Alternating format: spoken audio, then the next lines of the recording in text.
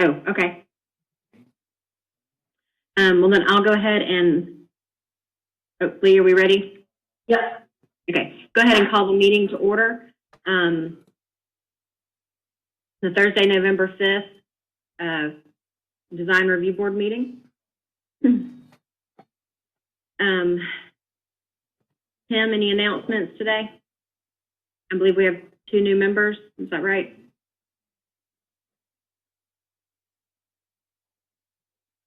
Tim? I'm coming. You're going to have to bear with me, though. I got a blinding headache. But no, I have no announcements.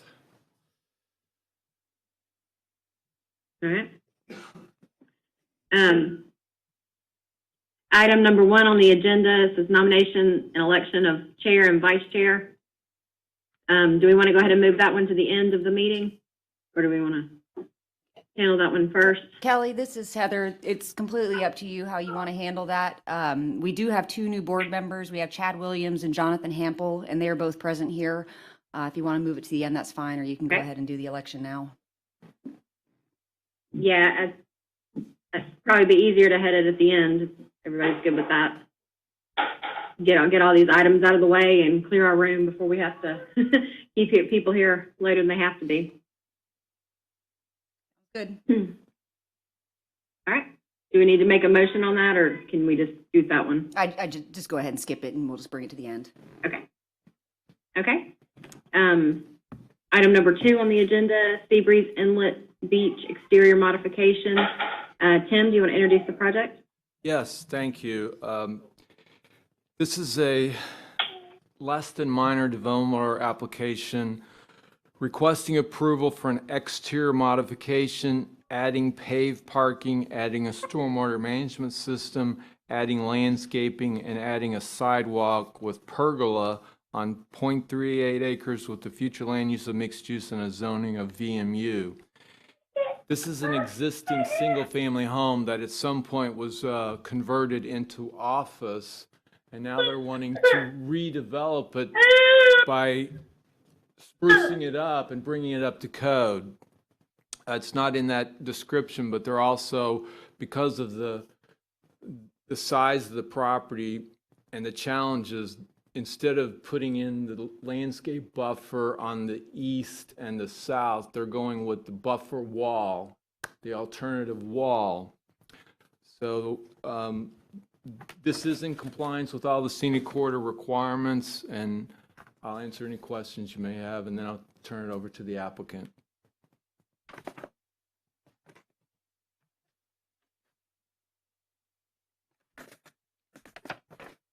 Sorry, the west and the south sides. I think I said the east, the west and the south sides.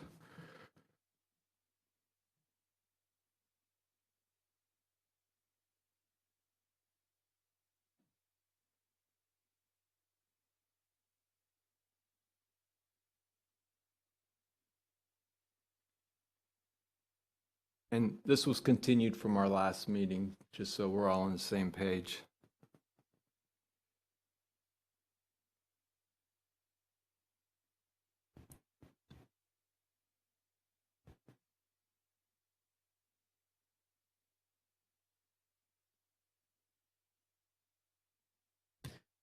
I guess I'll jump in. Can I go ahead and ask a question?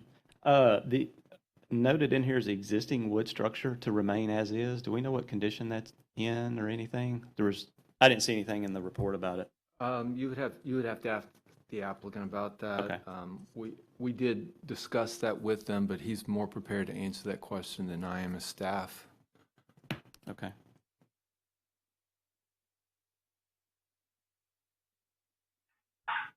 Tim, this is Lee. Can you hear me? Yes. I do have one quick question. This is showing on the west elevation and the north elevation are both showing signs on the building, it looks like. Is that allowed here on this property? No, it's not on a corner lot, so they could only have a sign facing Highway 98. don't see any detail on the signage here, which should be, but unless I'm missing it, and I could have. But at a minimum, we should establish that here.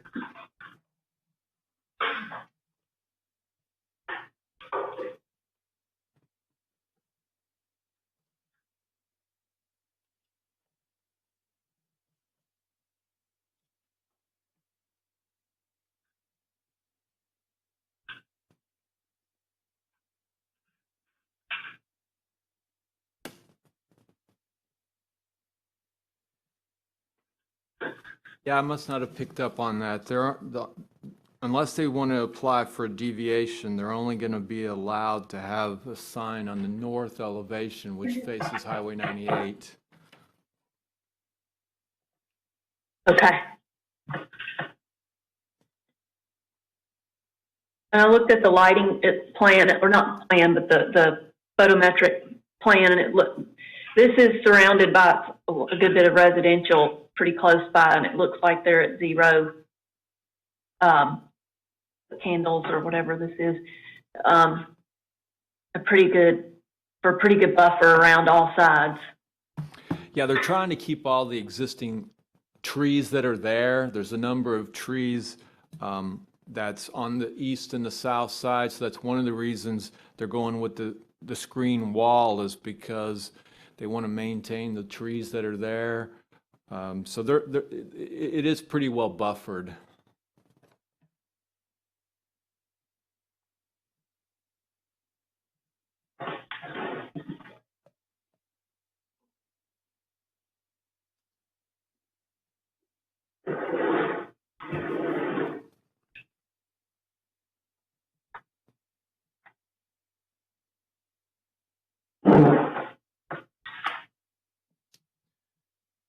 So are we going to get the applicant to answer Chad's question?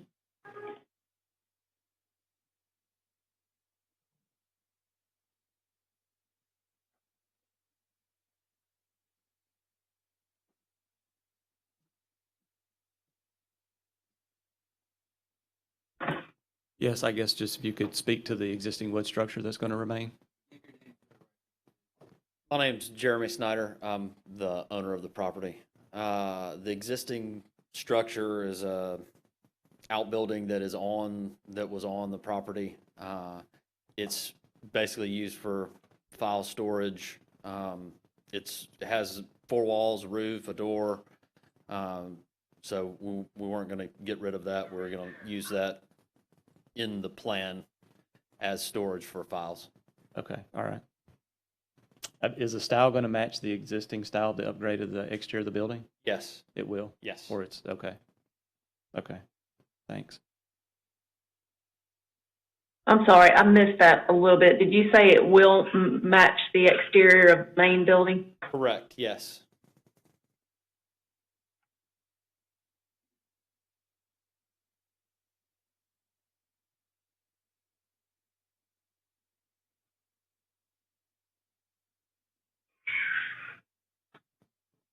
Well, this is just me throwing my opinion in here, but I really like the design of the exterior of the building.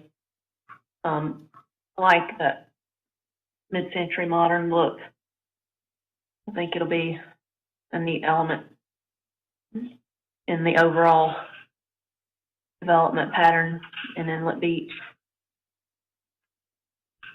Yeah, it's definitely nice to see something that stays in the 1-story or kind of lower range instead of Yeah. the 50-foot max. Yep.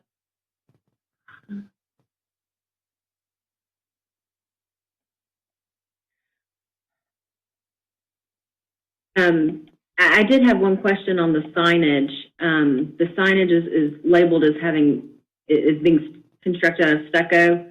There's no stucco on the building, is that correct? It's all big block and wood siding? Oh, for the monument sign? I'm Correct, sorry, yeah. repeat your question? I was looking at the materials on the monument sign. It looks like it's primarily constructed with a stucco finish. And the house is existing block that's going to be painted the white color, I assume, and then Correct. wood plank.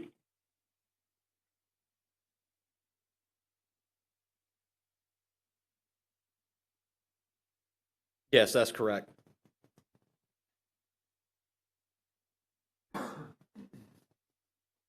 Where are your AC units? I see, I'm looking at the ceiling and electrical plan, and I can see.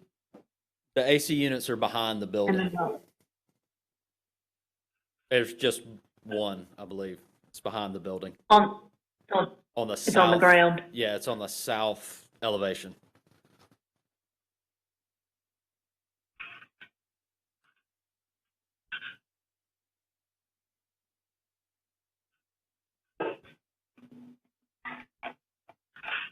Tim, does that still has to be screened from view, right? Even though it's on the back. Yeah, it still has to be screened from view, but depending on where it is, it would be blocked by the building if it's in the rear. Yeah, I mean, it's basically right in the middle of the south elevation. Next to that, right there. I don't know how you describe that, but Yeah, just right in the smack dab middle of the south elevation. Yeah, this is Brian Osborne with Anderson Engineering.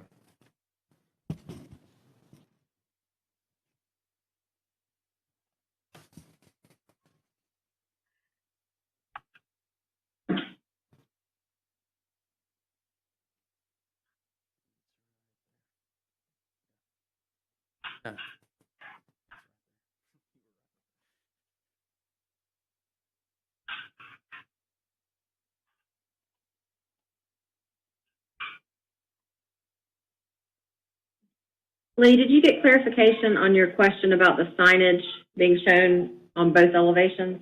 Well, no, I didn't. So that'd be great for the applicant as well to answer. I don't know if you all heard me, but for code, you can only have a sign on the north elevation, and I'm seeing one on the west as well. right. All sign. I don't know if the appropriate answer to that is okay, but I do understand that.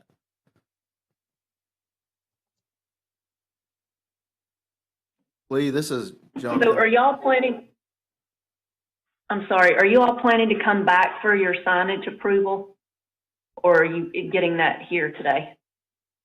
Lee, this is Jonathan Hample. I have to recuse myself because I am the architect of record on this project.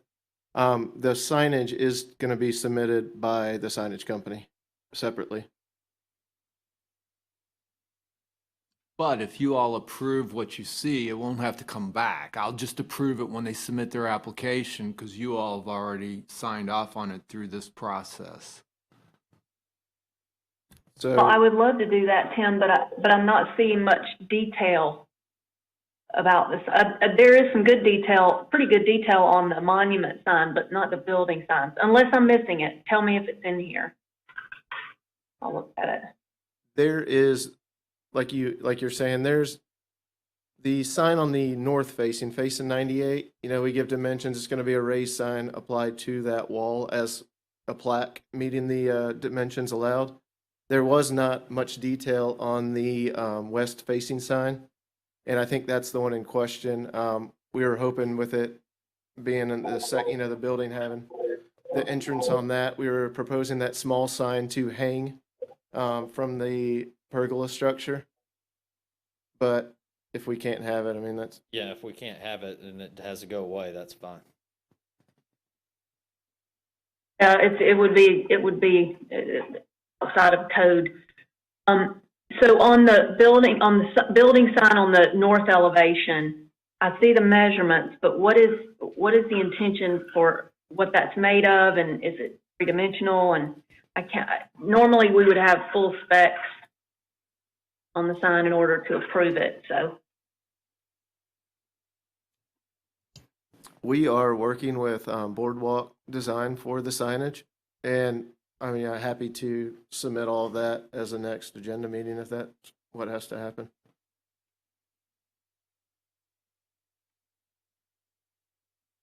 Yeah, I don't know about the rest of the board members, but I would, in order to really fully approve the signage today, I would need more detail.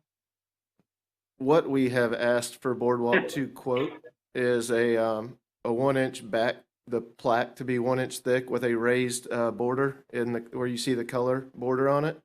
And all the letters and the border would be raised 1 inch proud of the white panel that makes up the back plate.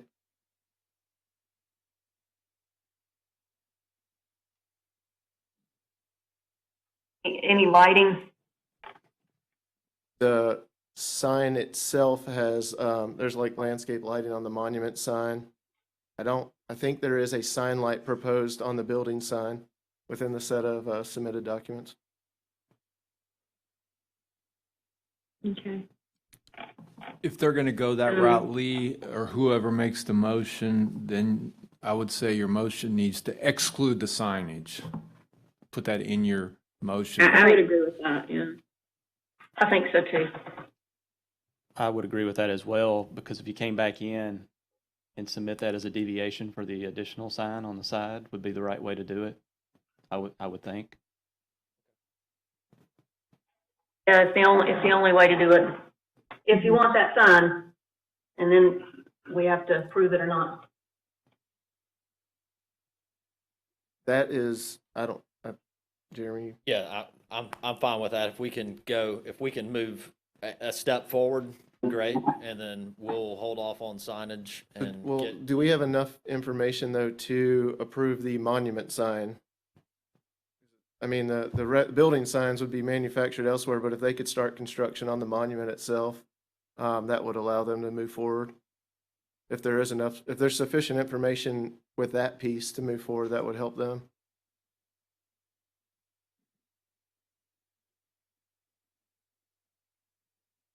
Tim, is there enough information there for you to determine whether it meets code or not?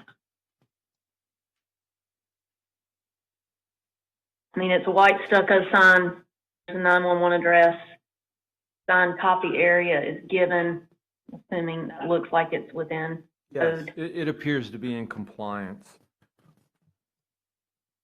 Can someone help me find that monument sign located on the site plan or the landscape plan to see it? Yeah, good point. I'm not seeing on the plan set unless I'm missing it. I thought it was on the. It shows up on the landscape plan.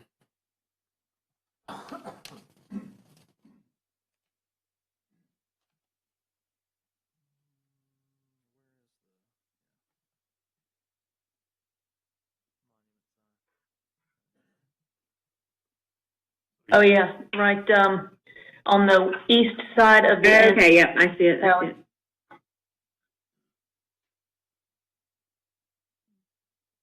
Hidden in there.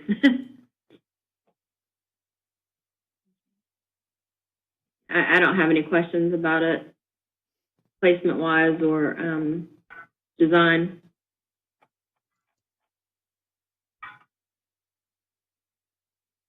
Then I would include in the motion to exclude the building signage from whatever you're going to make the motion.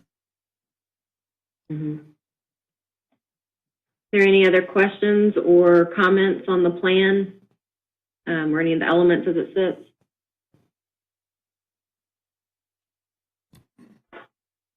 I don't have anything else. Does anyone on the board? I'll make a motion to approve if you're ready for that. I don't see why not. Excluding the building signage? But excluding the building. Sorry, excluding the building signage, I'm sorry. Okay, there's been a motion. Do we have a second? Second. Okay, motion and a second. All in favor? Aye. Aye. Aye. I would like to just note for the record for the clerk that Mr. Hampel recused himself and has also filed the appropriate conflict paperwork.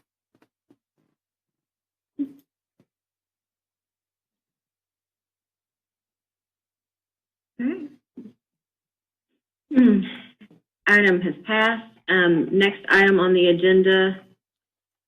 Here.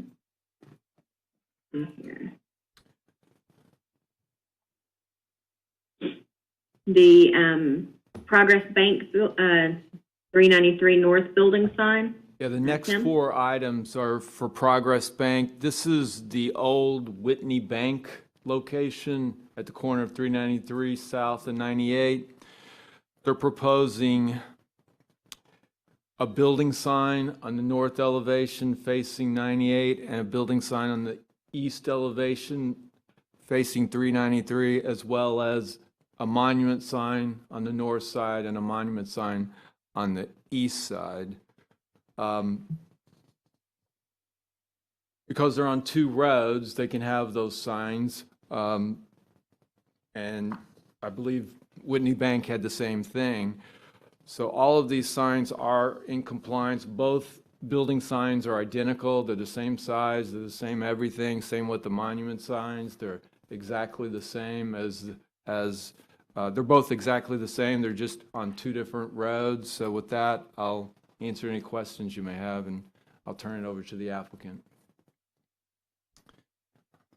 And you'll have to make a motion for each one, but they're all 4 for Progress Bank.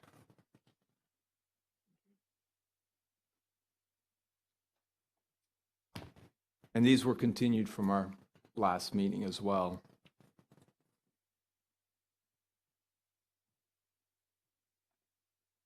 And if we want to take the discussion, I guess, as of all 4 of them, since they're so related and on the same site, and then we'll do individual motions when we get ready to do that. So, Tim, first a question for staff, if you're ready, Kelly. Yeah, I think so. Yeah, go ahead. I'm having a momentary brain lapse. So it's the same with a site on a corner that they can have monument signs on both roads as well as building signs. Is that how that works? Yes, because there's 2 separate scenic corridors involved here. Now, they did do it to the Highway 98 scenic corridor standards, but we did the same thing on the north side for the shops at 393. They've got a monument sign on 98 for the 98 scenic corridor, and then they've got a monument sign on 393 under the 30A scenic corridor. That's why that is. It's not so much that they're on a corner lot like we do the building signs. It's they're in 2 different scenic corridors, and you're allowed a signage within each of those.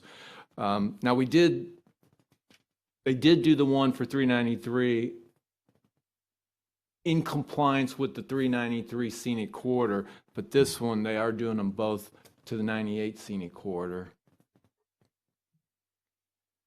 But it's the same concept.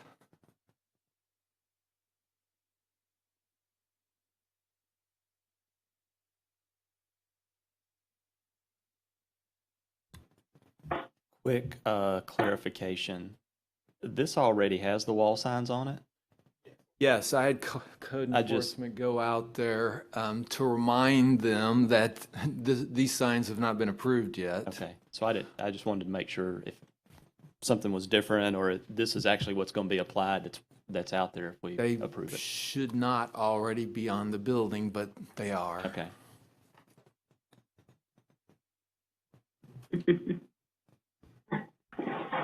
Well, here I go again with my opinion. I don't love it when people do that, but I think these signs are very, very tastefully done.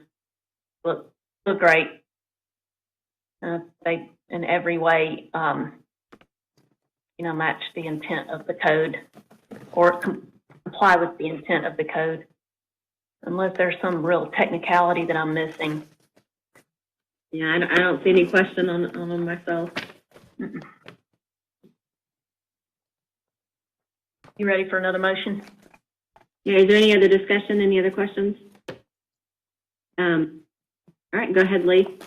I'll make a motion to approve.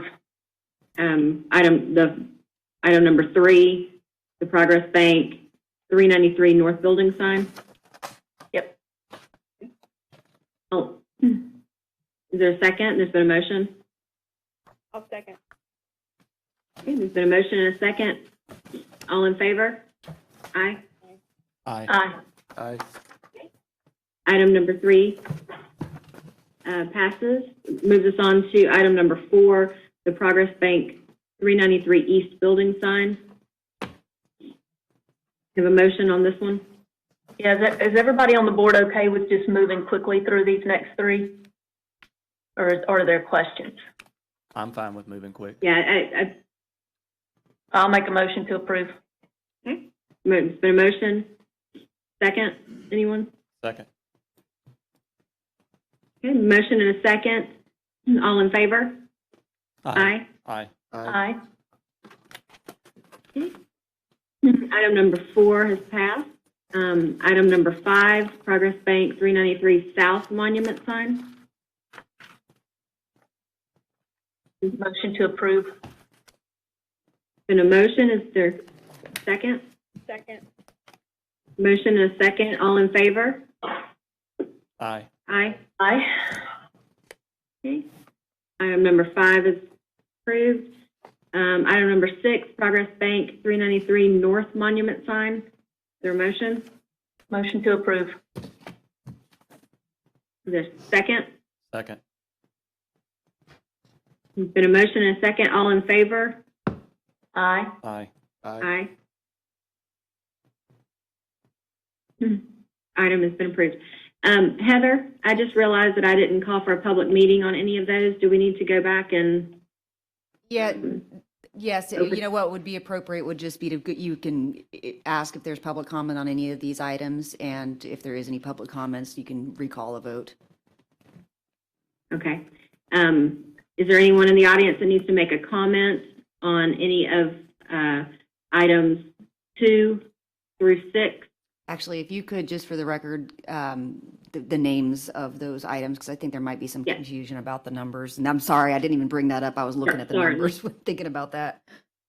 Sorry. Item number 2 is the Seabreeze Inlet Beach exterior modification. Item number 3 is the Progress Bank 393 North Building sign. Item number 4 is the Progress Bank 393 East Building sign. Item number 5 is the Progress Bank 393 South Monument sign. And item number 6 is the Progress Bank 393 North Monument sign. So any of the items that were Progress Bank, those are the only ones that, correct. So was there any public comment on any of those items? Okay. All right, great, thank you. Sorry about that, guys. All right. Item number 7, Yolo Board, Miramar Beach. Tim? Yes, thank you. This was also continued from the last meeting. This is a less than minor development or a minor. This is a minor development or application submitted by Jenkins Engineering requesting approval to allow for a cannabis dispensary and adding an exterior door and handicap ramp on the southwest side of the existing building on 3.3 acres with the future land use of mixed use and a zoning of coastal center. It's located at 11610 US Highway 98 West, which is the corner of Forest Shore Drive and Highway 98. So Yolo is still going to be in there. The dispensary is going to be on the southwest side of that building, and this is going to be their entrance. They're removing a window, putting in a door and a handicap ramp for the entrance to the cannabis use. So it is in compliance with our scenic corridor regulations. I'll answer any questions you may have, and I'll turn it over to the applicant.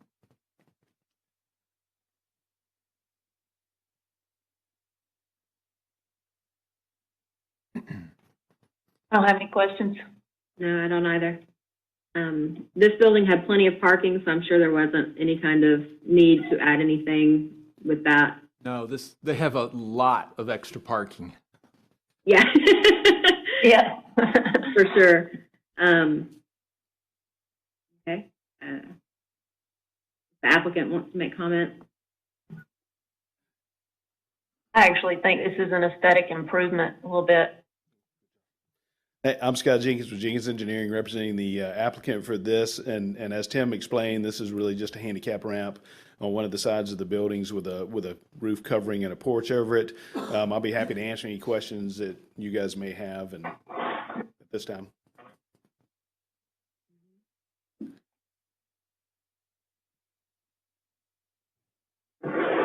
Is there any questions from any of the board, any discussion?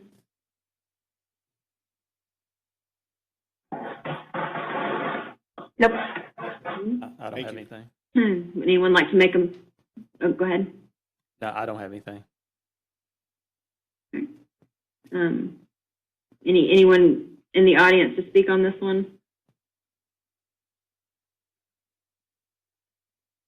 Any of the board members care to make a motion?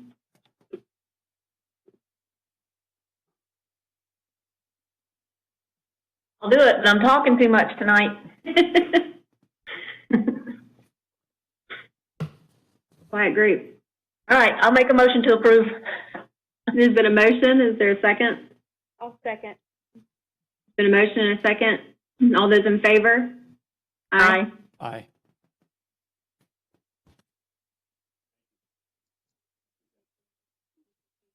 Yes. Yes, and for the record, Mr. Hample also recused on this item. And if you didn't state it, could you just state the nature of the conflict? You don't have to go into great detail, but just. I was the architect of record on the porch addition and the handicap ramp. And the proper paperwork has been filed with the clerk. Item number 8, Ace Home Helpers of Santa Rosa Beach.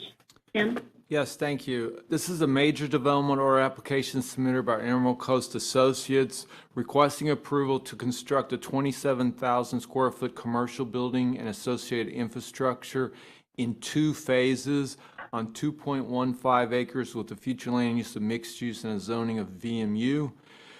It's located on the north side of Highway 98, immediately west of the public shopping center, and they're going to be continuing the drive aisle immediately in front of Publix westward to access this property. It is in compliance with the scenic corridor requirements. The building moving forward now in phase 1 is the Ace Hardware, but they've got a second retail building for phase 2 of this project. And with that, I'll answer any questions you may have, and I'll turn it over to the applicant.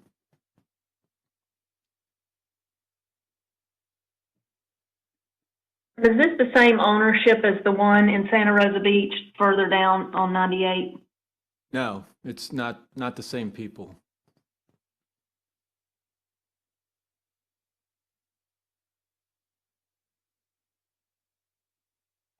I got a couple of questions, Tim. It's the stormwater pond that's being modified, and the applicant may have to speak to this, but to me, it appears it's a separate lot, separate ownership, maybe. Yes, it's Publix, isn't it? It's serving the public shopping center, and they didn't buy that parcel. Okay. But y'all are going to share, right? You're making it bigger. They're making it bigger. Okay, that's fine. Yeah. Okay. And then the future building will come back before DRB. There's nothing in this application for the future building phase 2, right? Yes, it'll have to come back. Yes. All right. But not the project, but that building. But the building will have to architecture. come back. Yeah. So all the drive aisles, parking, landscaping is all part of phase 1 that'll be put in. Yes, and our code says in terms of buffering and that kind of thing, you have to put it in the first phase. Okay.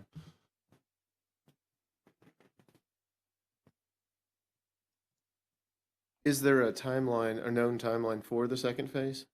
No, there's not a timeline, no. But we're approving them with this development order, so that's why the building will come back, but not the project. So it's going to be, the 2 phases will be approved, but it's in the scenic corridor, so this board will still have to approve the aesthetics of that second building. So the parking shown is based on the both buildings, the Yes. square footage of everything? Okay. Yes. Isn't that correct? Well, and that's a good point, because if They're just future- not going to build it in the first phase. So what would happen if phase 2 comes in and has a restaurant user? Then they'd have to They had to get creative with parking. They'd have to amend the DO to Okay. update the parking. Okay, Because I asked that question. Okay. So with the current parking shown, they are limited to retail. So if they were going to go to some use that has a different parking standard, then they'd have to amend this development order to update that. okay, correct, okay. And then as far as the access roads, those are off property. What is there, what's the ownership of those? Well, there's I mean, there's an ingress egress easement over that. Okay, And in terms of compliance, the fire department, is signed off on that the roads meet the requirement for emergency access and all that. But yeah, you're right, there's two separate owners Yeah. here, but there's an ingress egress across the whole thing from Publix and on their property as well. okay. And there's no direct access to the back of these buildings, it appears? I don't think so, It no. doesn't show. And fire was okay with that?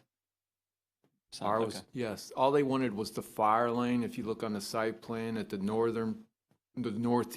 northwest corner, they put in a fire lane. Okay.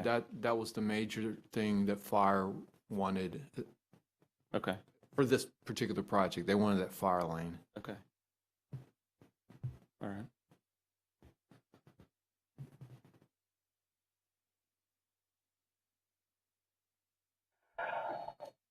Want to hear from the applicant?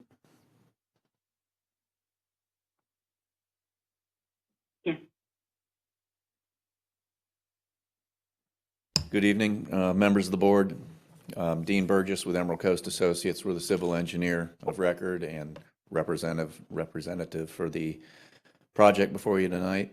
I think Tim did a good job of introducing it, but if there's any other questions that the board may have, I'd be happy to entertain them. Just to clarify Chad's question on the stormwater pond, this property and the public's property to the east were all purchased by Walton Equity Partners. The eastern side was developed by Walton Equity to do the publics and the associated lease space and tenants within that plaza. This particular property, they put deed restrictions on the property that it will be interconnected with Publix, that we have rights to use the stormwater pond provided it's got capacity, and you can see in the drawings that we had to expand the pond a bit to meet capacity.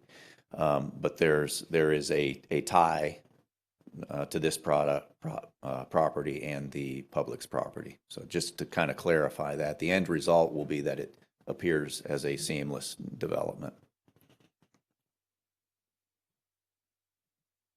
That was one of my questions was, how similar is the architecture? I've pulled it up on Google Maps, but I haven't really gotten close enough to see. But is there some continuity in the colors, architecture, things like that? I think the colors are complementary. The architect is here to speak to that, but from an engineer and layperson's view, this will blend well with the Publix building. It is considered an out parcel to the Publix, which typically you have some deviation in out parcels from the anchor tenant architecture. Yeah. I just hoping it wasn't completely different.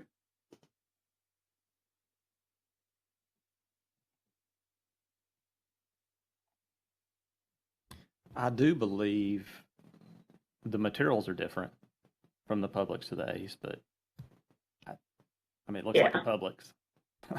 Yeah, So, the Publix is a metal a building Publix. with stucco. Yeah. Yeah, it's a Publix, so,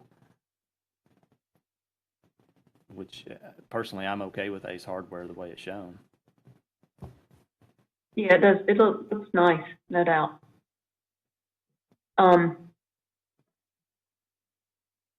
Just because I don't want to just sit here and look, is your, where is the rooftop equipment? Is there rooftop equipment? Is it underneath the As far as roofing or? mechanical equipment is behind the building Yeah. screened. It's on the north side of the building screened. I did ask the architect that earlier tonight.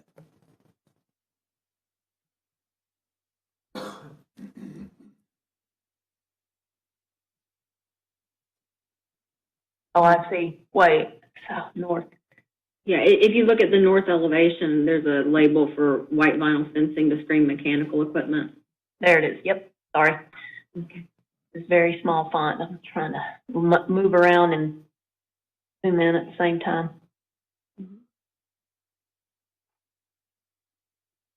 Okay. So we have a signage on the building for this one. I didn't see anything about amending any of the monument signage. We do, or and either there's close- building signage that we're proposing. The monument signage would be out front on the public sign. But what we're asking for tonight is the building signage to be reviewed and approved. And within the packet, there's a series of signage sheets that are there. We are going with the ACE-only detail that's called out. So, Dean, is that going to be just changeable text on the public sign, or will there be a monument sign amendment or any addition coming back out? As far as I know, right now, it'd just be changeable text, but if we did want to do something more elaborate on the monument sign, we would have to come back for that. Thank you. So you're saying you'd get a panel on the existing monument sign for Publix, or? I guess We would I'm just be listed as one of the tenants on the monument sign for Publix. So there's one out there now, I guess. There is a monument There sign is a for monument Publix, sign. yes, Okay, sir. all right. Yes, sir. Okay, That's right.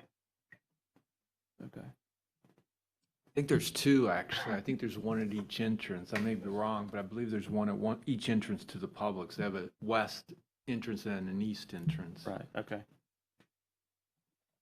And as far, Tim, this is probably for you. What's allowed as far as outdoor storage? I see they have it noted on there. Is that all that obviously is allowed, I guess? As long as it's completely screened as an accessory use, because a lot of times Ace Hardware has lumber and stuff. Right. So in that case, it has to be completely screened from view. Because there's a provision in the scenic corridor regulations where you can have some outdoor merchandise that you can display, but that's very limited, and this wouldn't qualify for that. So they can have it, but it has to be completely screened from view from 98. Okay. Well, and they do show a fence screening 6 feet high. Do we think that's adequate? Well, unfortunately, I don't in know. the scenic corridor, 6 feet's the max. It is a max? Okay. Yes, so I'd like to say it is, but that's the max size in the scenic corridor is 6 feet, because outside of the scenic corridor, there is no height limitation on signs. You can have it 8, 10, whatever you want, but in the scenic corridor, it does say 6 feet. Okay. So this, sorry, go ahead. I was just going to add that outdoor storage area would be lawn and garden. So anything above that 6-foot fence would be foliage that would be in the garden center. Dean, on your site plan. Right. I was going to ask, what are Go the ahead. four on the east side of the building? What am I looking at back there where you have the concrete kind of sidewalk continuing, it steps out right in the middle of the building? Yep. What plan are you looking at? 4 little squares. It shows up in all the site plans, but Shows up on all of them. specifically, I'm looking at one of one. Immediately in front of the Ace building? Is that what you're referring to? It's on the east side of the building, where there's looks like a 4 or 5 foot sidewalk that runs adjacent to the building, and then it steps out a little wider right in the middle. Okay. I may need to ask the architect to speak to that.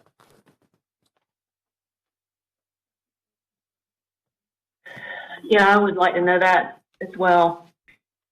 And back to the exterior, the outdoor display and storage, this is why I asked if this was the same owner. You know, just I hope we won't have all that storage of lumber and chlorine tank and all that stuff. I mean, that can't be out there. I think that older Ace is grandfathered or something.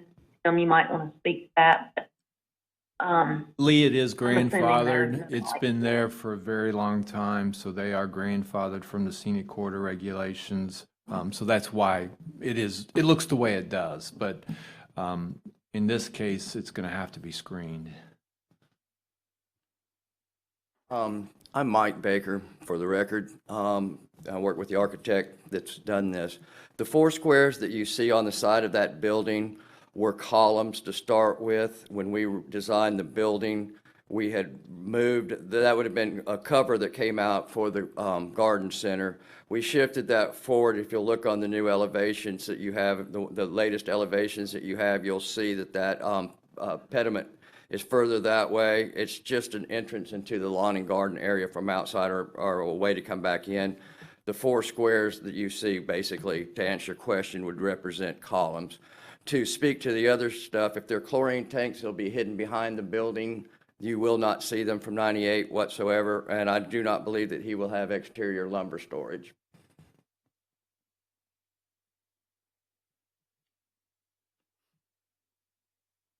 So are you saying that the columns are no longer there, but they're showing up on the site plans? The site plan has not been revised to match? Obviously, they're not. Correct. If you look at the, that would be the east elevation of the building, you will see that pediment pointing out in that direction, and that's the new location where those 4 columns, which are really now just 2, should be. So it's more toward the front and only 2 now. Yes.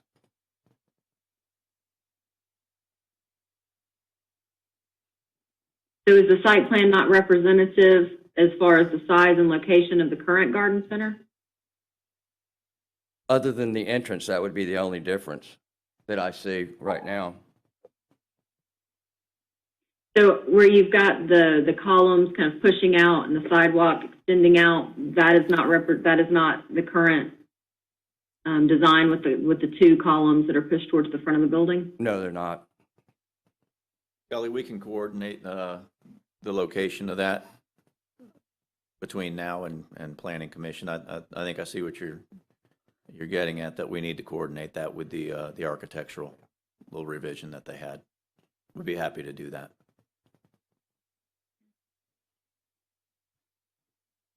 Right. Dean, real quick, 2 things. On the site plan, can you point or show where the fence screening starts and stops? Is it just that one area that's showing the dash line? Or, well, because that's showing the canopy above. It is essentially just between the 2 buildings, the ACE building and the future phase building. So it goes all the way over there. Okay, I got you now. I got you. Because right now that's just showing okay. that's just showing as concrete. I was thinking that was grass or something. I didn't know what that was over there.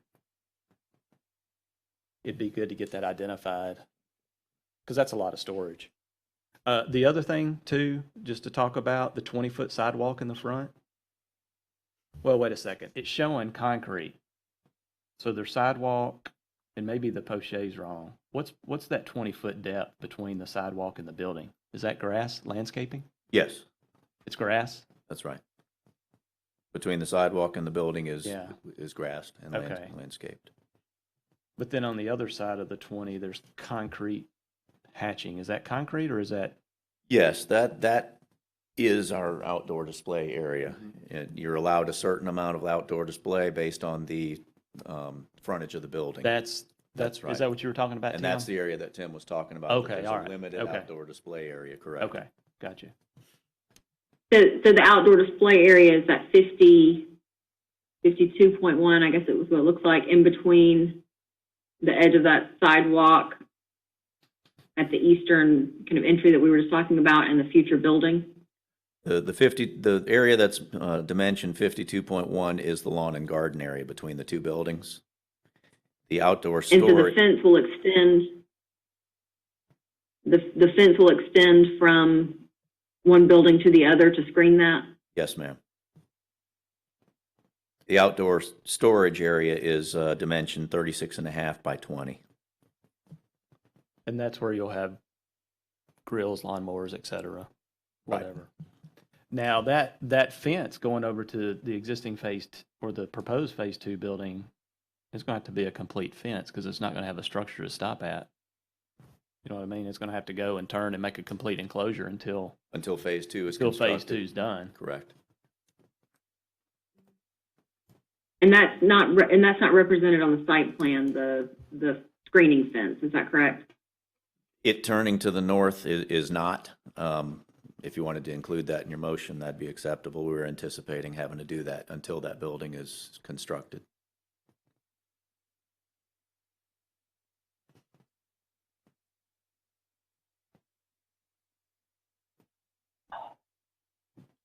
Dean, is the screening fence shown at all on the site plan? I'm having a hard time picking it out if it is.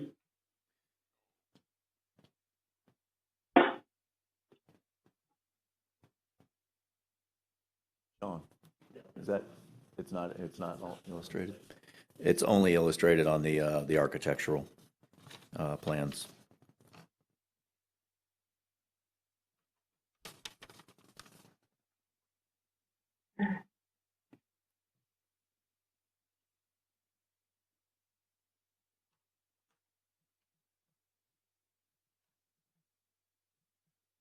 So in plan view,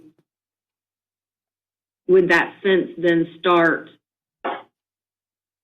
in the center of that column and extend over? Or is that starting at some other point?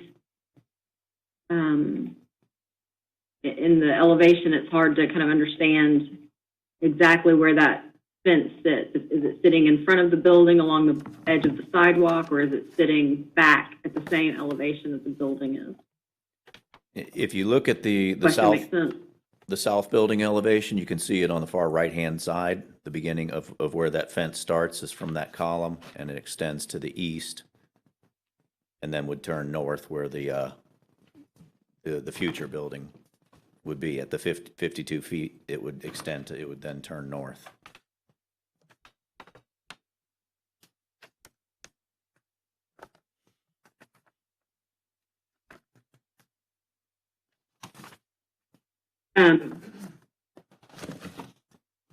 I guess my question is, where, if you're looking at the east building elevation, where does that fence line up along the east side?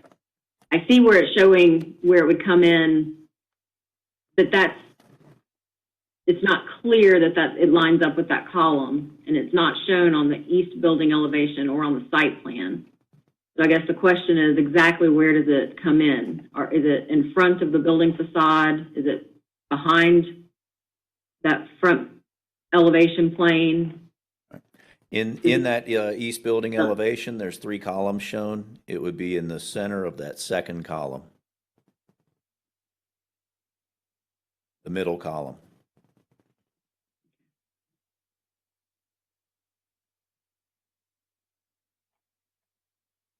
You see where that would be, Kelly?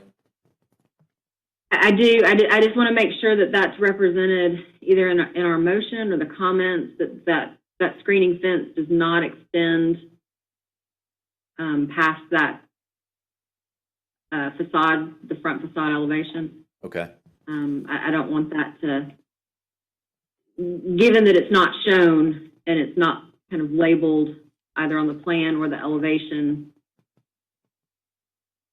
that's a concern of mine, just making sure that it doesn't have a prominent position, closer to the edge of that sidewalk, that it does actually sit behind the main facade of the building. Okay.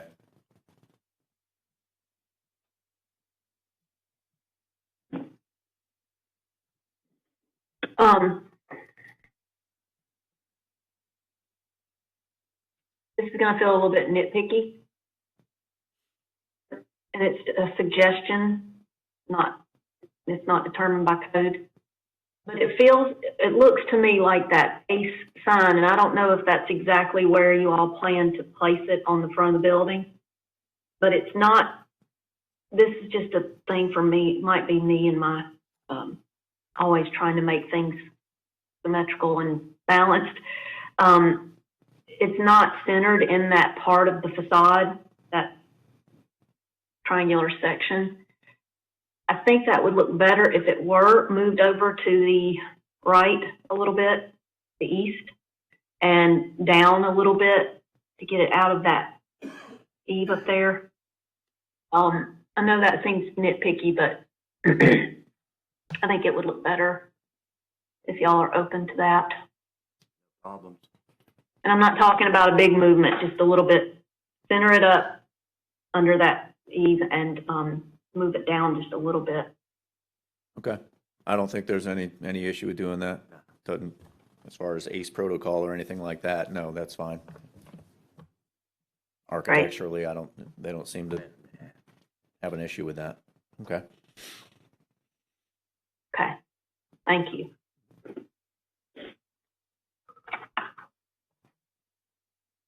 Any additional discussion or comments?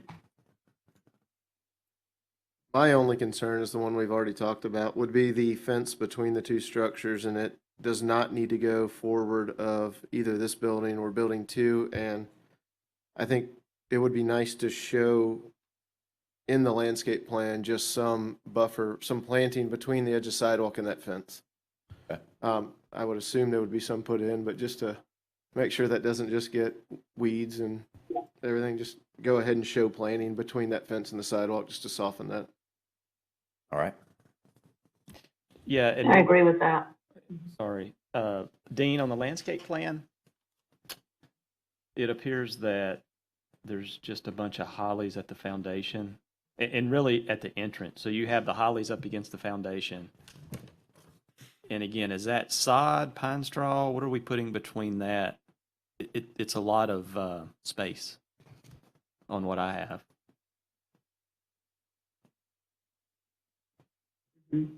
Yeah. You're referring to the area directly in front of the building? Yeah, so you have hollies there. I think that's what it's called out, according to what I can see. But between the holly and the sidewalk, you probably have about 15 feet. Yeah, I'm trying to see if they've got ground cover that's just specified elsewhere. I don't see where those plantings are specifically called out. But I agree. I mean, there should be something. This is probably to meet what's required for code, but there needs to be something in these areas to fill them out. I'd like to see something. I think it's just going to present a mundane Yeah. entrance. I mean, it's just pine straw and a 24-inch I would agree holly. that, Yeah. I don't know what you can do there. Yeah. I mean, I'm fine with working with staff to do something to get it to where it looks better, just at the entrance. Because the building's going to look nice. I'm fine with the building. I just, from the landscaping, it just seems kind of. Yeah, all I'm seeing is turf grass, but I can Okay. certainly get with Brad and have him splice that up a bit. Okay, that's fine. and there is one note on the landscape plan that says, unless otherwise specified, all areas not planted will be sodded. And then it gives a sod, but it would be nice to have that clearly labeled, especially when we see where the fence is going to be, and make sure that we have vegetation there. Okay.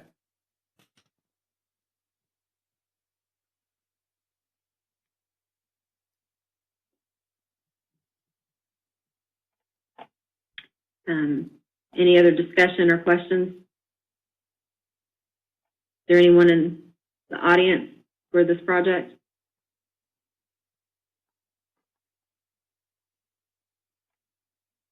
Would anyone like to make a motion?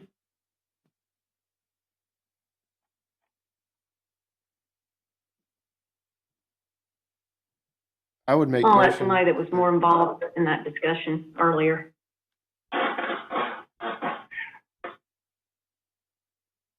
I would make motion to approve with distinguishing where that fence occurs. And like I said, just some supplemental planning. Basically, take the landscape plan just needs a little bit further development in those areas that we've discussed. But otherwise, I mean, the building looks nice.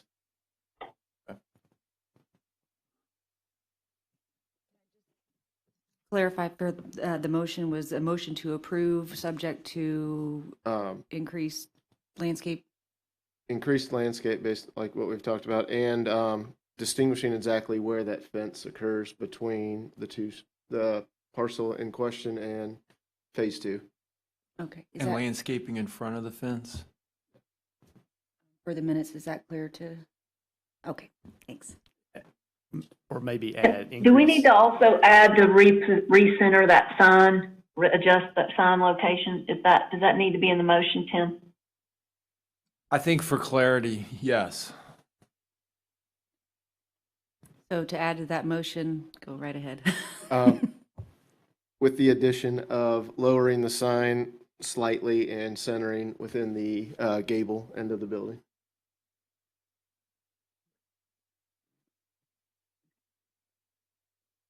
There's a motion. We have a motion. I'll second. Second. Second. Second. We have a motion and a second.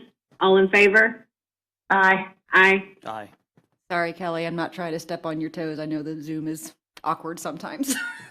No, you're good. I just wanted to make sure we were done with the motion on that one. Thank you. All right. So we have approved that item. Let's see where we are now. Item number 9, Vacasa sign rebranding. Tim?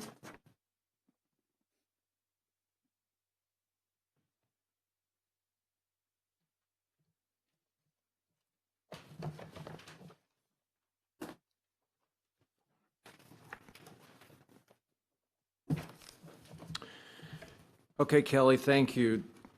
This is Vacasa Miramar Beach Building Sign Amendment. This was a previously approved, I forgot to look it up. I think it was at our September meeting. And now they just want to add real estate to it, so they had to shrink it a little bit to bring it into compliance. So it's the exact same sign as was approved in September, but they added real estate underneath Vacasa and they shrank it slightly. So it's 32.5 square feet and it's in compliance with all the regulations. But they changed it, so they had to come back and get the new one approved. So I'll entertain any questions you may have about it, but that's the only difference between what was previously approved and what they're asking for now.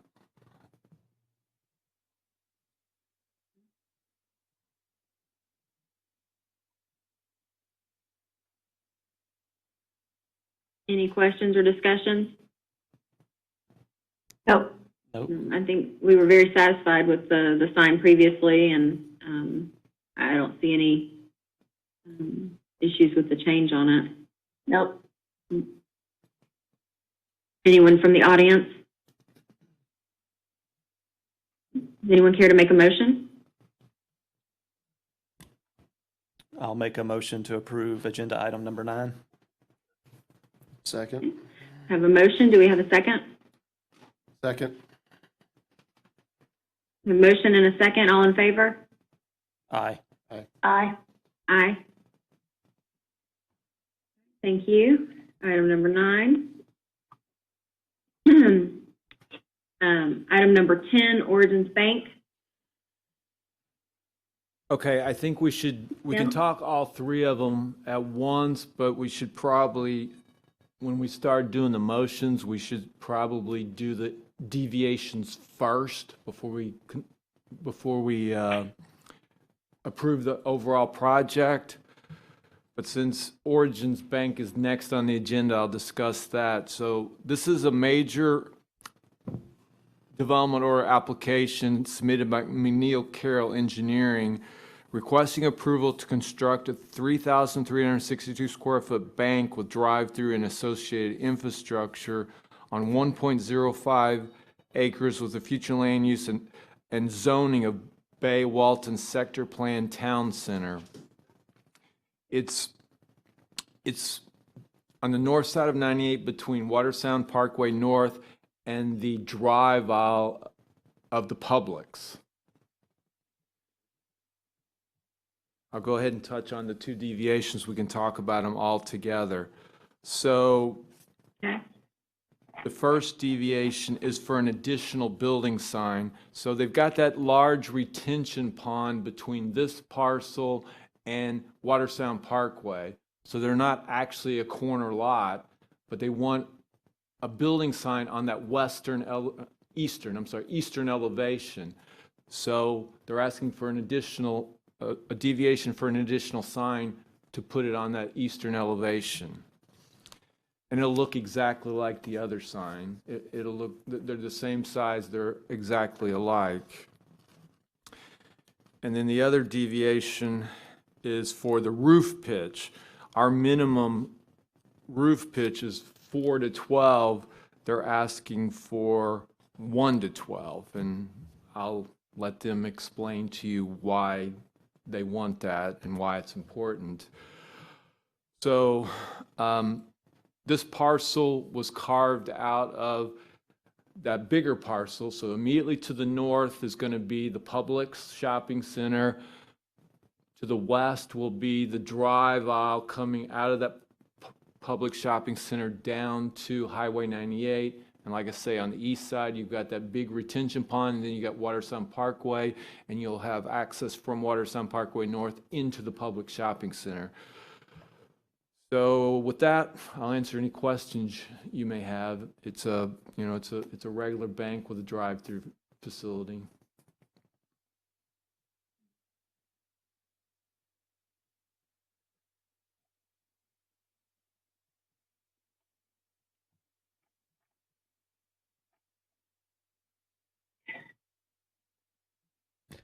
And what is the highest our lighting can go?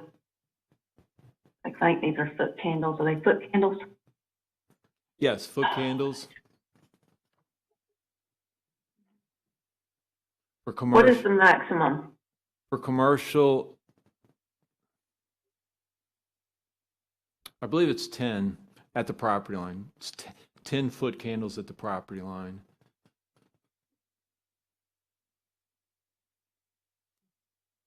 And is there a limit not at the property line, No, it's measured at the property just in line. general? It's So measured, within the development, it can be however bright they want it? yes. Because light falls off very quickly from the source. So it could be right near the light. It could be, 50, but it falls off quickly. So our code says you measure it at the property line. So obviously the further from the light source, the lower it's going to be. But even if it's fairly close to the property line, it falls off quickly. But the bottom line is it can't exceed 10, and in this case, it does not. But of course, there's been other times when, you guys thought that whatever it was, if it was close to the property line, it might be an issue, but all the surrounding uses are going to be commercial. I'm more concerned about the light from the street. We've got that a couple places where when you drive by, it's so bright you have to avert your eyes because you're driving. And I do see that for some reason it's higher, light at the back of the property, 15, 14. The other lights aren't that bright right at the light. You're Very talking about in the driveway location? Yeah, it's the very back. Into the canopy? Well, I can't tell because I'm not looking at the, I'm looking at the geometric plan. It's the very back edge of the, like the driveway, the parking driveway. Where it's 15.4, 14. I don't know why that's so much brighter than the other lights. Well, there is another one. Actually, you're looking at the one probably on the driveway. There's one on the driveway that's got that bright light as well. So it looks like toward the back of the building.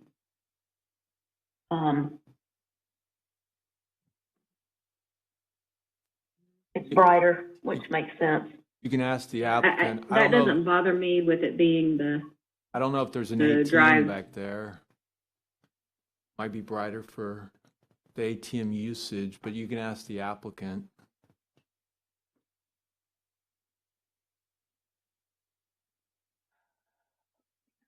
Okay.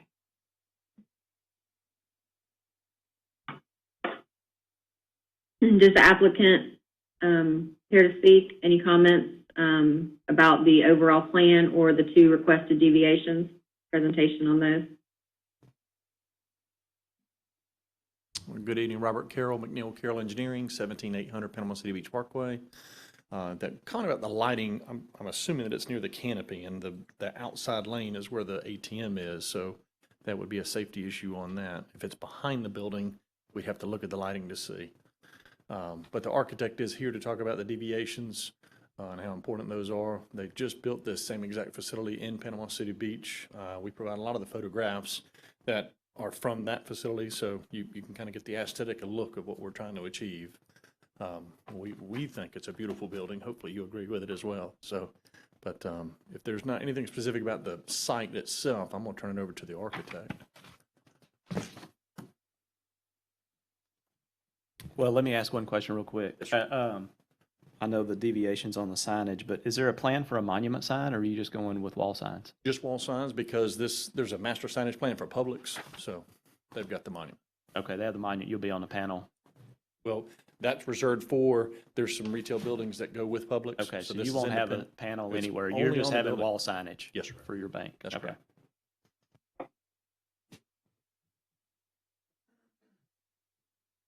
Hi, I'm Patrick Boldrick with DAG Architects. As Robert mentioned, the plan and elevations and so forth for this building were developed as a prototype for Capital City Bank through St. Joe.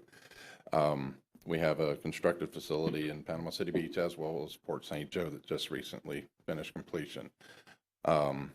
We are trying to stick to our prototype roof pitch, but one of the things that we did do from the beginning, because 1 in 12 is kind of an unusually low slope, by raising the center portion of the roof, as you can see in the elevations, we feel that breaking that up, even from a side elevation, achieves a mass that we're very comfortable with. And then trying to turn it to a 412 or even, 312, you end up with a large facade on the front that kind of destroys some of the linear proportions that we were trying to achieve with the rest of the design concept. And then as far as the signage goes, like Tim mentioned, that, we are just trying to stick with making up for the lack of a monument sign and the wide open spaces that are adjacent to us by duplicating the exact same sign that would be on the front of the building on the drive-through side as reinforcement.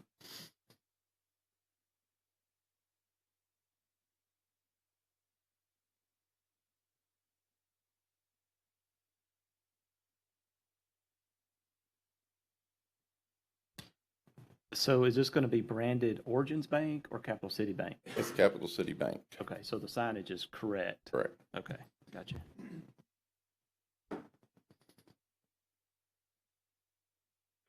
Is there a plan in the set that shows the depth or the surrounding context for the parcel that has the pond, kind of showing the distance for that signage that you're asking for the additional signage? See the board, or do I just take it all the way up to you? We would have to ask before the deviation.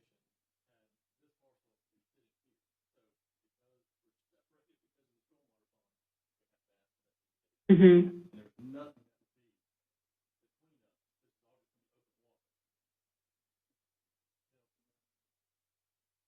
I can see that. Shifted over slightly is why we have to have for that deviation, ask for that additional signage.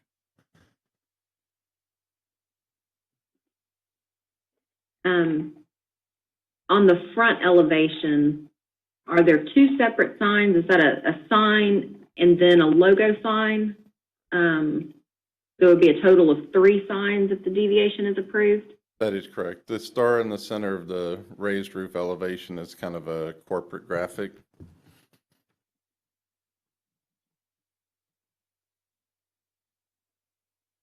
Is that necessary to have the extra star over the door? No. Want to speak for that one? A bit excessive. Is that allowed in our code for the additional? No. Yeah, I'm That's a sorry. deviation too, right? The request was for 2 additional building signs, and that's the second one. It originally started out as 1, and it changed, so I'm sorry I left that out. But if you read the request, it's for 2 additional building signs, and that's the other one.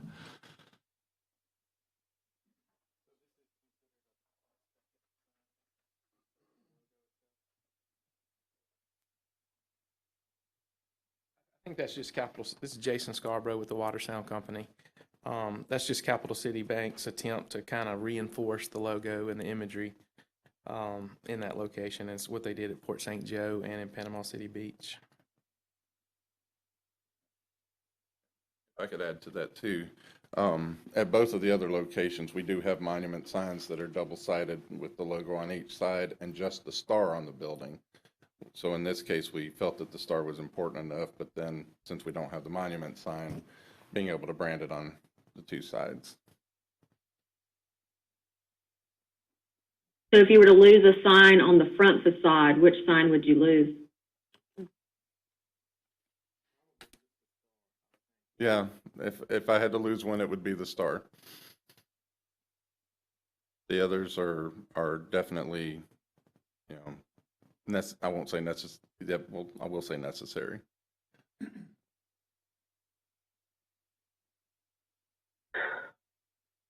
And isn't there a bridge structure when you turn in there too? Like that separates, That's right? Across the pond. Right. Yeah, okay. Okay. Will these signs be backlit? How are these signs lit? I mean, I They're didn't go back. reverse channel letters, so they're going to be illuminated from the interior of the channel up against the wall, so they'll be effectively backlit. Okay.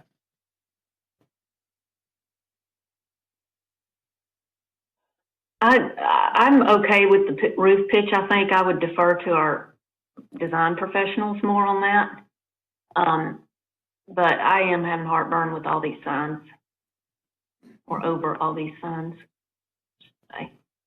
I'll speak to the architecture. I mean, I like the architecture. I'm fine with it. I'm fine with the low sloping roof. I agree. If you get something higher, it's going to make that front mass really big and look awkward.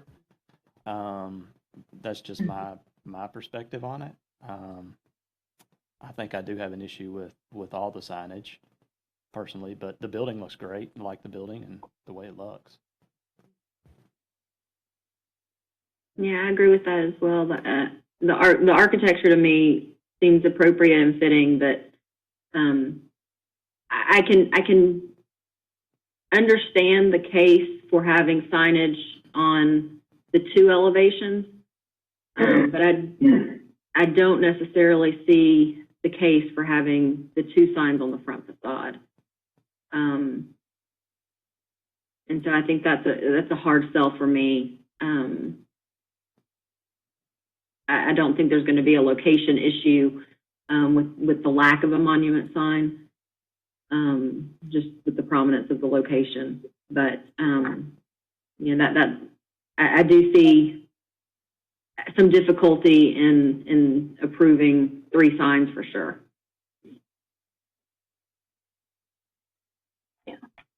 As far as the site plan goes, I think the site plan is very appropriate. I think the landscape plan looks great with a lot of texture and will be really appropriate. But yeah, that my only problem is just the amount of signage.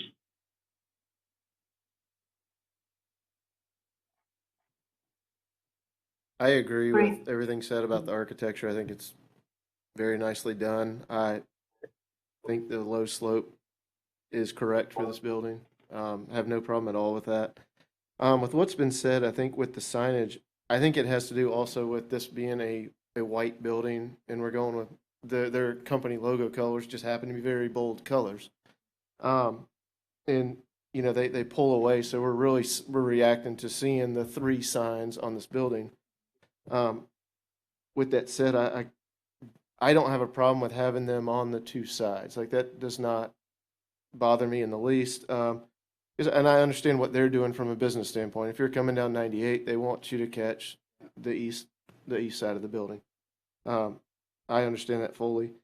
With that said, with the strength of colors, where that star is over the front door, if we pull that sign away, we're left with a kind of nothing in that space because the building was designed for signage. So just an idea of if you guys want, if there was signage there, but we're trying to not keep pulling everything with this distractive coloring, could they, and this would be a company question, if they're allowed to rebrand, but could that middle sign, just to fill that void, be just white? So it's more of just a shadow relief for that same sign. They still have their star there, but we're not pulling that blue all over, you know, because that's what's happening is I think all of us you're looking all over the building at all the different signage. And I don't know how anyone else feels about that, but I think the color of it bothers me more just because the signage has already been done elsewhere on the building. So are you saying in the fiber cement panel to do an etching with the star? Or if and leave it white? Or if that sign was just made white. So Oh, it was made just white. erased. It's their their logo raised, applied, but white. And maybe whether it's backlit or not doesn't, I don't have an opinion on that. But I think it's just that blue color is so strong against the white building that it's pulling everyone's eyes up there, and that's what we're reacting to. I was just going to say, I get what you're saying there. That would help. I do think the colors are adding to the issue, the bold colors. But also, you know, even if they weren't, that's just a lot of signage on a fairly small building. And I think I always bring this fairness issue up. You know, I think a lot of businesses along this corridor would love to have their logo on the front of their building twice, whether it's white or it blends in or not. So that's my concern there. When I look at this building, and again, I'm not a design professional, but when I look at this building, you know, that center portion that's bigger or taller, me looks like a good place for a sign. I think what's problematic is if you make a sign fit in that space, it's going to become pretty small. If it's the sign with the logo and the name of the bank, and so I'm sure that went into the calculus for doing it this way. But that's what I think would be ideal, is to have your sign there. I just don't think it's big enough for this particular sign and logo to fit and not be tiny. Can I ask a quick question? And that lends to what you were saying about it's just going to be a blank space, which is problematic. But we've had situations many times where we are being asked to make the signage work with the architectural design, and that becomes problematic from a fairness standpoint, especially if it's not an existing building. Now, there have been times when there were existing buildings and a new owner came in or tenant, and there was a funky thing about the facade, that building had been there forever, and we had to make signage work because that was the only place they could put a sign. And but this is not that situation. So yeah, I agree 100%, Lee. That's the you know, as design professionals and even just kind of looking at the aesthetic, we can see that makes sense for a location for a sign. You know, that's obviously how that was designed and intended.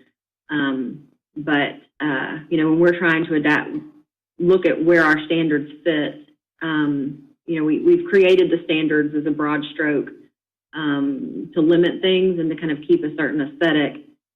And just because someone has designed something different without really having a need or a problem that kind of creates the need for that deviation, you know, I think that very much like the variance request that can be brought to the variance board. Our deviations need to be a little bit more thoughtful instead of just, hey, this is what I designed and this is kind of where I feel this should go. Because we could then have that same situation replicate across the entire corridor. 100%. So, I mean, I think that the roof pitch is a slightly different situation because that is appropriate to the structure. It can cause some other, not just aesthetic, but other issues. And the signage issue can get out of control pretty quickly. So I agree with Lee. I think I can feel comfortable with signage on two sides of the building, but I think that we need to recommend that you limit it to a single sign on the front facade. Agree. And let me just go back and make sure, I'm looking at where, so on the east, I know I'm repeating, I know you said this earlier, Robert, sorry. Between Watersound Parkway and this site, there is a pond there, correct? It's that pond that goes under the bridge. So if your site, if it weren't for that pond there, your site would probably be next to Watersound Parkway, and therefore you'd be on a corner, and you'd be able, according to code, to have a sign on both sides. Am I representing that correctly? Yes, that's correct. Okay, and that's the reason that I'm also comfortable with signage on two sides of the building.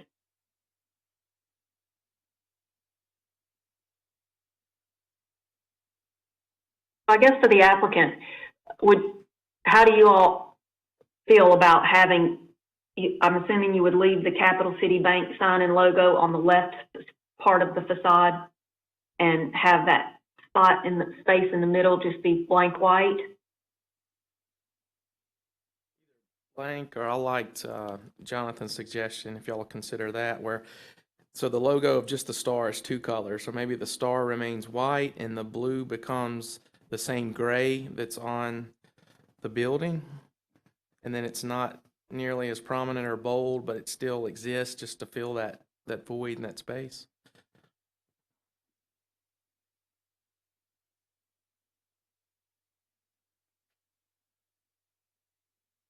And you don't think there's an opportunity to move the Capital City Bank sign over the door? I mean, it's probably would be There could be, stacked, that would be one of the deals where we would go back to Capital City Bank, the tenant, and ask their preference, I guess, if we have the option from you guys. Yeah, go ahead. Just for. I mean, I would say that if you did that, you'd probably want to stack that logo under or over the Capital City Bank, because by the time you make it fit in the width of that white section, it's going to get very small. The letters, and the logo itself are going to get very small, but which would then be probably a deviation in overall sign height, I'm guessing. So it's just that little spot's problematic. I'd say get rid of that white thing and just make it the siding contiguous there instead of having that white, plain, smooth surface there. I agree. I did want to add that in the study that we did for the signage, we did try putting the logo like it is with the star and the letters together, both in that center portion, which is actually why it ended up where it is shown in the renderings, because it just proportionately doesn't fit. And then when you try to take the star and put it on top, you get into all their letterheads and logos and everything else that's already been developed with that star on the left, text to the right. It just kind of breaks it up, and it just really did not blend well with the other signage. So we opted to just leave the star alone without any text. But it was an option that we did pursue. Yeah. Does Watersound also review architecture and signage on this? And have they approved? Or has this not been submitted to Watersound yet? Yes. Okay.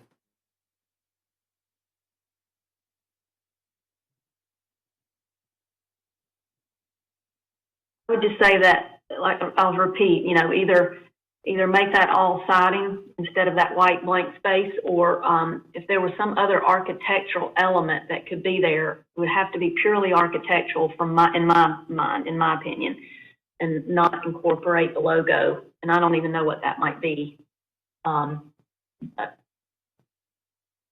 No, I agree with you, Lee. I see where it becomes a very fine line, and I'd rather not dance on it. Yep.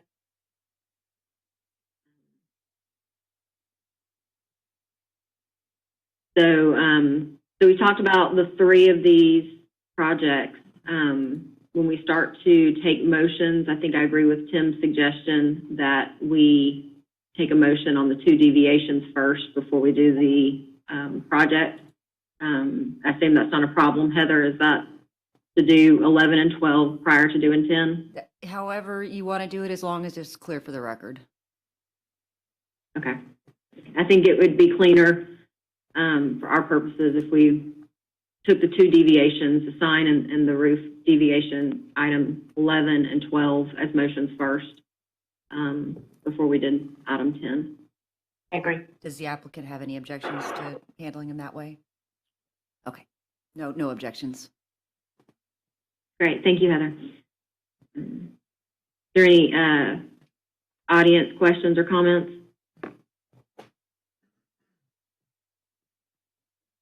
Any additional discussion?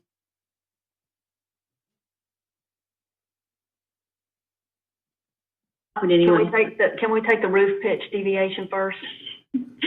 Absolutely. If anyone would like to make a motion on the roof pitch?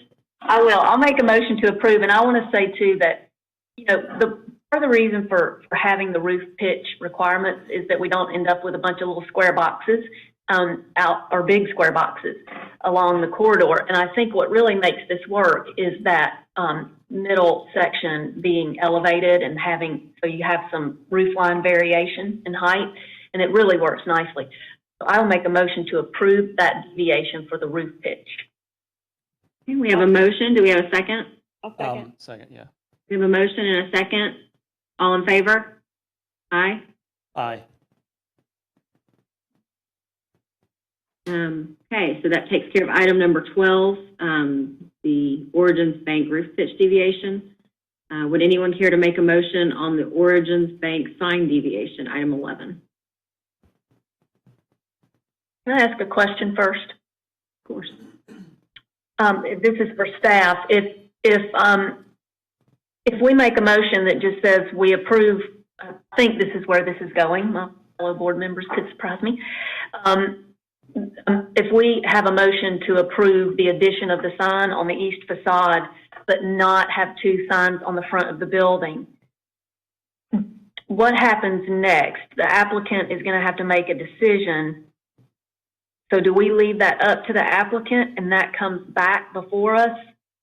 Do you see where I'm going, Tim? How do we handle this? Unless the applicant just wants to agree to something tonight, and I don't know if they would or not. Well, I think that's up to the board, but the logo seems to be the question. So my suggestion would be the motion would say, because the request is for 2 additional building signs. So the motion would be to approve the additional sign on the east and to not approve the additional sign, which is the logo, on the south. And that makes And then it if the applicant wanted to put the sign in the center, that would come back to us? Well, it depends. If you all don't have an issue with that, it wouldn't have to come back. But if you want to see it again, then I would put that in the motion. If they're going to do that, they have to come back. I mean, we want to make it clear for the record and for all involved.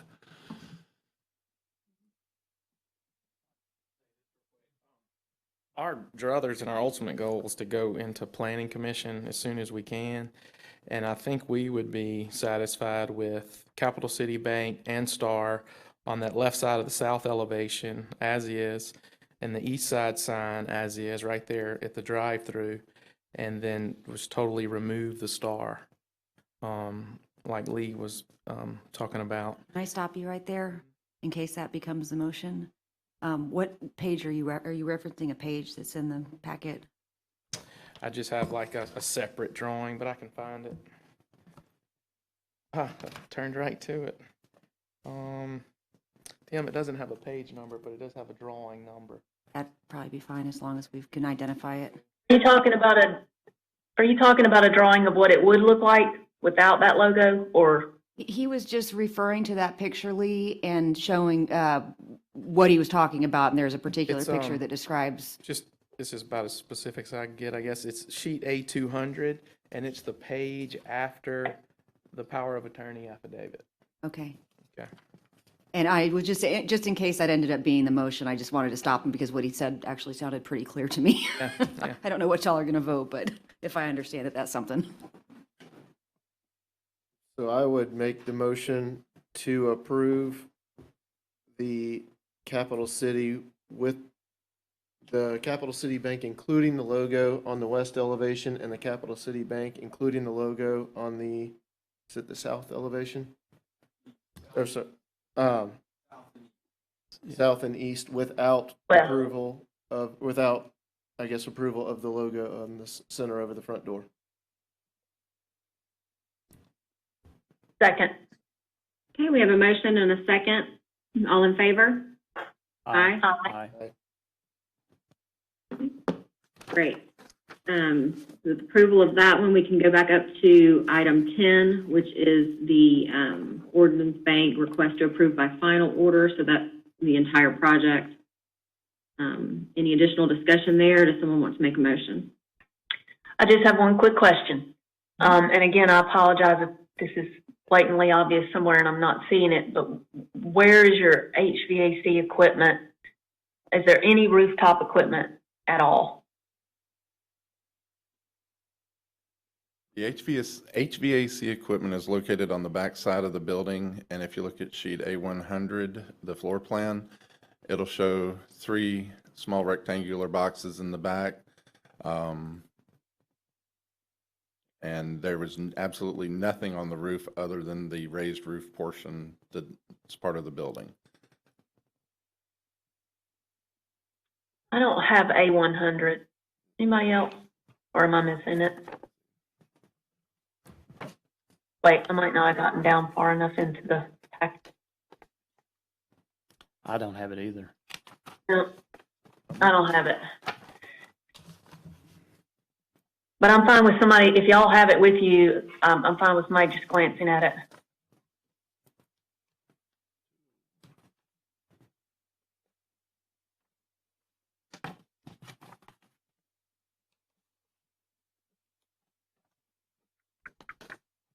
I apologize. Somehow that didn't make it in here. Yeah, because I think the issue is going to be coordinating with the landscape plan at the back. Potentially, if there's very little landscaping, depends on where it's located. I'm not seeing it.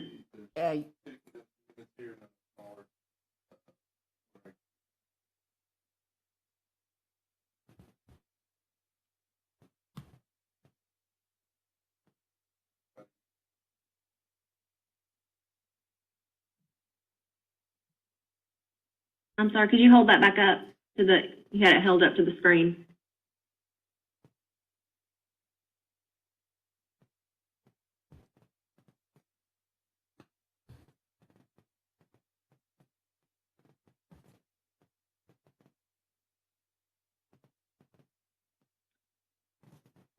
So there would need to be some coordination on the landscape plan.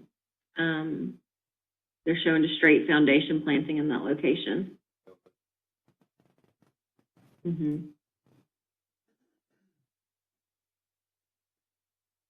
And then those have to be screened by what method? Landscaping? Well, Fence? either, it depends on the building. It can be anything. Sometimes they're completely screened by the building when they're in the rear. No matter where you're at, you can't see them.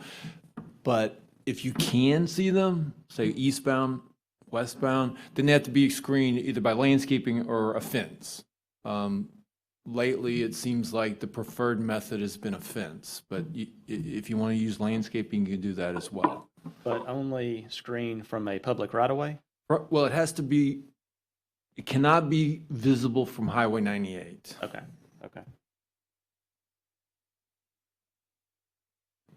Then I All right. think landscaping would be sufficient. Are we for good that. there? I have one quick thing to point out. We are. Okay. I may be wrong about this, but I'm not trying to pick you guys to death. Just going forward, are these elevation labels wrong? It looks like on our sheet, 1 minute, A201, it looks like the east elevation should be the north elevation. I'm getting this right, north. And I think they're mislabeled is what I'm saying, the elevations. That The is south correct. elevation looks like it should be the east, I think. That is correct. So just for your next committee stop, might want to get that right.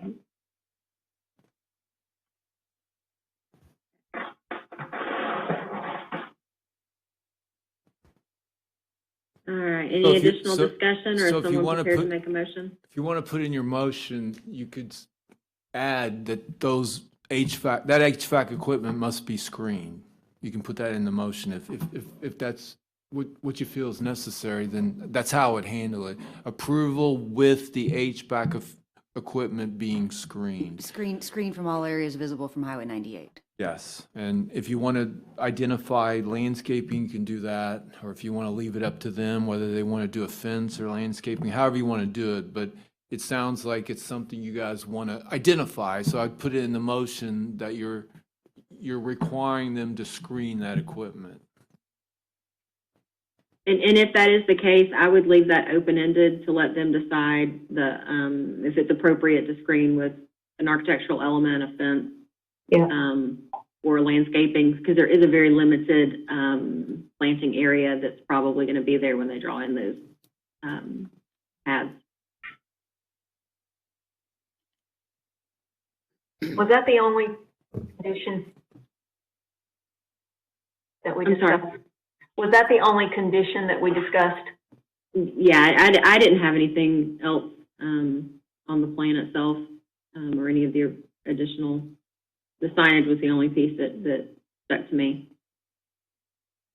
And we took care of that.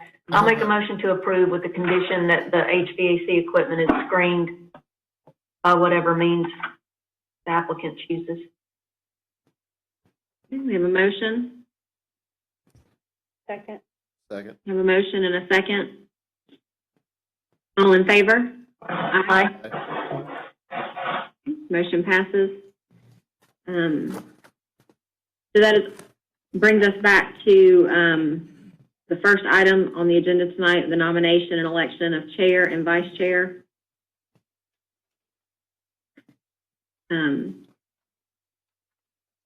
Well, and Kelly, this is Heather. Further, just wanted to, before y'all make this decision, I know we've had the COVID issue and people have been Zooming. As of right now, the governor's executive order that authorizes a quorum not to have to be by physical presence, that's been extended for 60 days, starting November the 3rd. I don't know how long that's going to continue to be extended. As of right now, we got till the beginning of January. It may get extended again. It could, who knows? So just to the, for what it's worth, I don't know if it's difficult to chair on Zoom or just, for y'all to consider moving forward if that's an issue for somebody. It seems to be working fine, Kelly, with you chairing from Zoom, but just.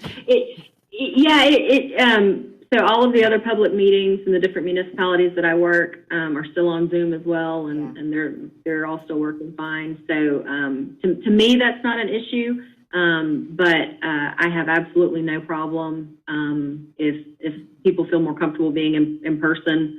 If we have a chair or vice chair that can handle that one, either way works for me.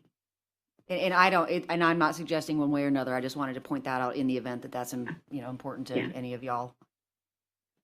Yeah, I do. I appreciate that, Heather. I'll nominate Kelly chair if you're willing to do it. I think that if we want to have longevity for a chair, we might want to choose someone else. although I don't have any problem continuing as vice chair for the foreseeable future.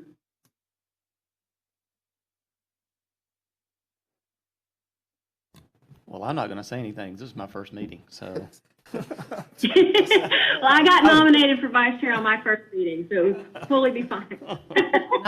Not for legals to point out, but they both seem to do just fine. Yeah. I mean, look, I'm one that has longevity, but I'm also the chair of another county appointed committee. Yeah. So I've been hesitant. I don't want to be chair of everything, you know. I understand. I'd really rather not, but.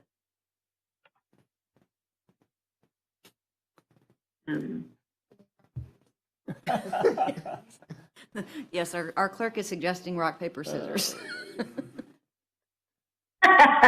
Well, I think, you know, like I said, I have no problem with either of those, if that the chair or vice chair position.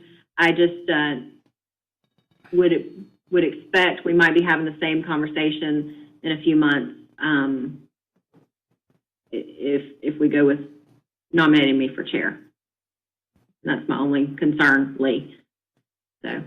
You know, and also just to point out too, that if that were to happen, a vote can always be taken, you know, at any time. It's not like it's a big item to deal with. I mean, it's pretty easy to appoint somebody. And in a few months, the two new board members will be not brand new board members anymore as well. So. And that's fine. If we want to handle it that way and put someone else in the training wheel spot, we can do that. I would feel more comfortable if you did it for a couple more meetings, just for my own sake. All right, that works for me. Agreed. So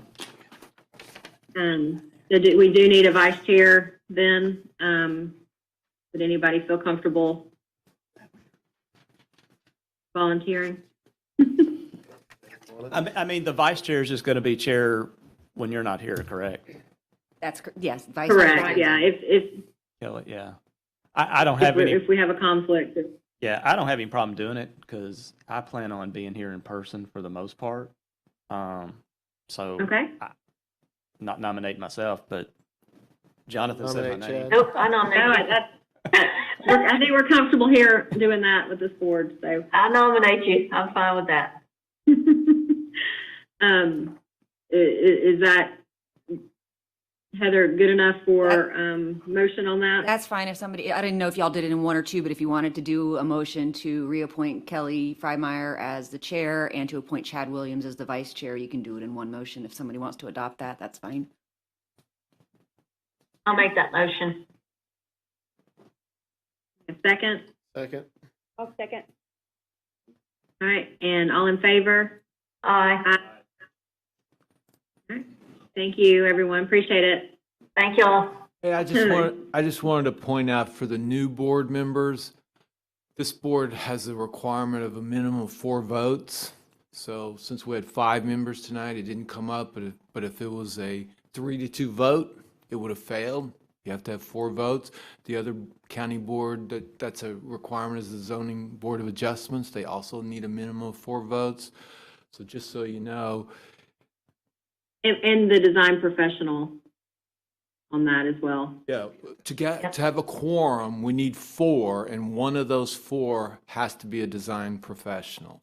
So if we have 4 and we don't have it, we don't have a quorum, and that's happened in the past. But you also need 4 votes. It didn't come up, but I just want you guys to know, if we had come to a 3-2 vote tonight, it would have failed. No matter if it was to approve or deny, it would fail. You got to have 4 votes. So who are the design professionals? Kelly is one. So I'm a landscape architect. Okay. And Lourdes, who's not here tonight, is the other. But then also historically, if somebody came and if there only was 4, and I don't think we've been making that announcement that if there is only 4 board members present, giving the applicants the opportunity to continue, since it would take 4 affirmative votes for something to pass, they'd have to have a unanimous. So usually we'll give them the opportunity to move it to another meeting and perhaps more members will be present. It hasn't happened recently, but we did have. It doesn't have to be done, but it's just. We did have 4. We did have 4 a while ago, but none were. it was before Kelly was on the board. Lourdes wasn't here and David Bailey wasn't here. So even though we had 4 members, we didn't have a quorum, we couldn't have the meeting. And if that's the case, like last month, October, we didn't have a quorum. So everything gets continued to the next meeting. So that's why we had 11 items this evening. We had 6 last month, which got continued. We had 5 this month, so we had a total of 11, which for us is a pretty large agenda. But, you know, they went together. It was 4 Yeah. for